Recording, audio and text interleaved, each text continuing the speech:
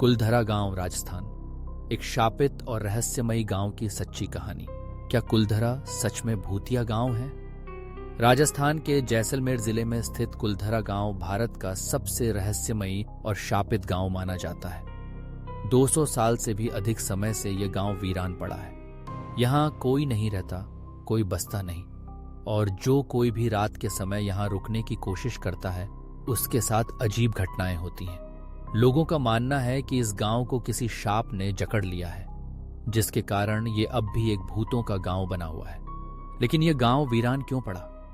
क्या सच में यहाँ आत्माएं भटकती हैं?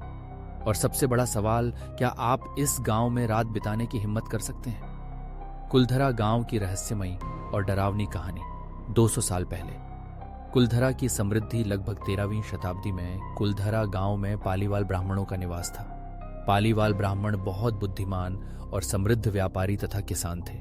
यह गांव और इसके आसपास के 84 अन्य गांव भी पालीवाल ब्राह्मणों के थे। यहाँ की खूबसूरत हवेलियां, शानदार मंदिर और कुशल जल प्रबंधन प्रणाली इस बात की गवाही देती हैं कि यह गांव कभी कितना संपन्न था। लेकिन फिर एक दिन कुछ ऐसा हुआ जिसने इस गांव को हमेशा के लिए शापित बना दिया। शाप की शुरुआत सलीम सिंह की दुष्ट नजर 19वीं सदी में जैसलमेर के दीवान प्रधानमंत्री सलीम सिंह की नजर इस गांव पर पड़ी। वह जुल्मी, लालची और निर्दयी था। एक दिन उसने गांव की एक खूबसूरत लड़की को देखा और उस पर मोहित हो गया। मैं इस लड़की से शादी करना चाहता हूं। सलीम सिंह ने गांव वालों को धमकी दी कि अगर उन्होंने लड़की की शादी उससे नहीं करवाई तो वह पूरे गांव को नष्ट कर देगा। गांव वालों के पास 2 ही रास्ते थे, या तो अपनी बेटी को इस राक्षस को सौंप दें या फिर कोई दूसरा उपाय करें। एक रात में पूरा गांव गायब। गांव के मुखिया और पालीवाल ब्राह्मणों ने एक खौफनाक निर्णय लिया। रात के अंधेरे में पूरा गांव अचानक खाली हो गया। एक ही रात में कुलधरा और उसके आसपास के सभी 84 गांव वीरान हो गए। कोई नहीं जानता कि वे लोग कहां गए। कोई नहीं जानता कि उन्होंने कैसे इतनी जल्दी गांव छोड़ दिया। लेकिन जाने से पहले उन्होंने इस गांव को शापित कर दिया। जो भी इस गांव में बसेगा वह बर्बाद हो जाएगा। कुलधरा गांव में होने वाली अजीब घटनाएं आज भी 200 साल बाद यह गांव वीरान पड़ा है। जो भी यहां रात के समय रुकता है वह डरावनी घटनाओं का शिकार होता है। लोगों ने बताया है कि रात के समय किसी के चलने की आवाजें आती हैं, लेकिन वहां कोई नहीं होता। कई लोगों ने यहां अजीब परछाइयां देखी हैं जो हवा में चलती हैं। कभी कभी यहाँ के वीरान घरों से किसी के बात करने और फुसफुसाने की आवाजें आती हैं। गांव में जाने के बाद लोगों को ऐसा लगता है जैसे कोई अदृश्य शक्ति उन्हें देख रही हो। रात में कुलधरा में जाने वालों के साथ क्या हुआ? मामला 8 फिल्म टीम का अनुभव। 2006 में एक डॉक्यूमेंट्री फिल्म की टीम कुलधरा गांव में रात भर रुकी।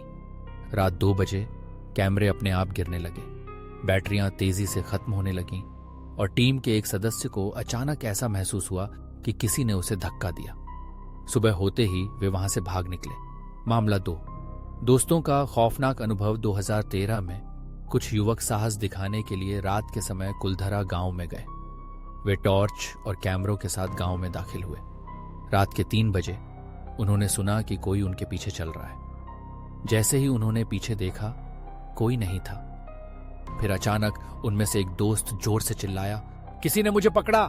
अगली सुबह उन्होंने पाया कि उस दोस्त के हाथ पर गहरे खरोंचों के निशान थे। मामला 3 रात में गांव में फंसे 2 यात्री। 2017 में 2 यात्री कुलधरा गांव के बारे में सुनकर वहां रात बिताने गए। जैसे ही रात हुई, उन्होंने घरों के अंदर से किसी के फुसफुसाने की आवाजें सुनी। फिर एक बड़ा पत्थर उनके पास आकर गिरा, जैसे किसी ने उसे फेंका हो। डर के मारे वे वहां से तुरंत भाग निकले। क्या कुलधरा सच में भूतिया गांव है? आज भी राजस्थान सरकार ने इस गांव में रात में जाने पर प्रतिबंध लगाया हुआ है। कोई नहीं जानता कि पालीवाल ब्राह्मण कहां गए और उन्होंने यह गांव क्यों शापित किया। लेकिन एक बात तय है, जो भी इस गांव में रात बिताने की कोशिश करता है उसके साथ कुछ न कुछ अजीब जरूर होता है। अगर आप कुलधरा गांव में जाएं तो ये बातें याद रखें। सूर्यास्त के बाद गांव में मत जाएं। अगर कोई आवाज सुने तो उसकी ओर मत बढ़ें। अगर आपको परछाइयां दिखें तो ध्यान न दें।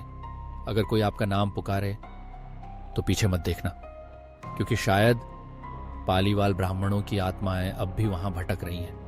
क्या आप कुलधरा गांव में रात बिताने की हिम्मत कर सकते हैं?